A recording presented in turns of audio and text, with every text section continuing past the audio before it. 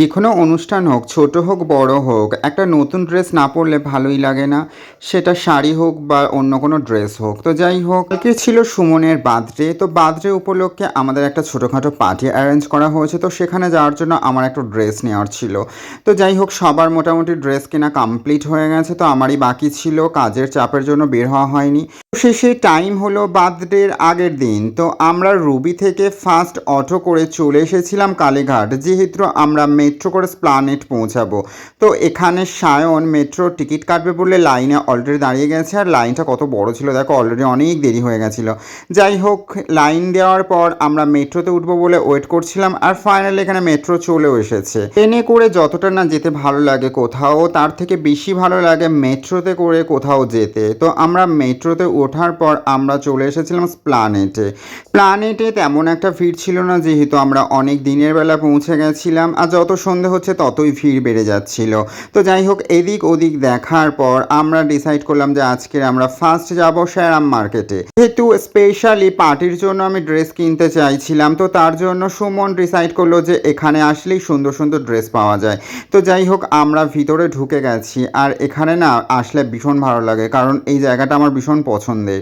আরও বেশি পছন্দ যে এই মার্কেটের সামনের যে হচ্ছে ডেকোরেশনটা। আর সামনে যেহেতু ঈদ ছিল, তো ঈদ উপলক্ষে এখানকার সুন্দর একটা ডেকোরেশনের থিম করা হয়েছে।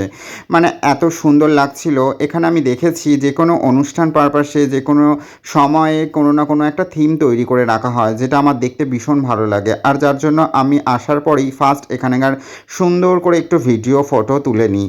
তো যাই হোক, তার সাথে আমি সুমন সায়নও একটু ফটো ভিডিও তুলে নিলাম, কারণ এই জায়গাটাতে দাঁড়িয়ে ছবি এত ভালো আসে আর ভিডিওতেও এত সুন্দর দেখায় যে না তুলে ভালোই লাগে না। তারপর আমরা ড্রেস কিনবো বলে সমস্ত দোকানের ড্রেসগুলো দেখতে দেখতে চলে আসলাম একটা ইউনিক কালেকশন, যেখানে সুন্দর সুন্দর পার্টিওয়ার বা সুন্দর স্টাইলের ড্রেস পাওয়া যায়, সেরকম একটা দোকানের মধ্যে।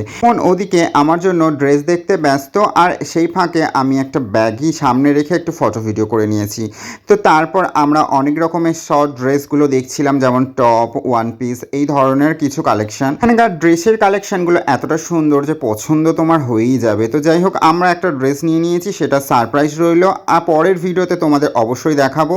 তো তারপর আমরা বেরিয়ে কিছু খাবো বলে একটা দোকানে চলে এসেছি, যেমন চাউমিন, এগরোলের দোকান। ধর্মতলা এই দোকানটা আমার ভীষণ পছন্দ, এখানে ভীষণ ভালো ভালো খাবার পাওয়া যায়।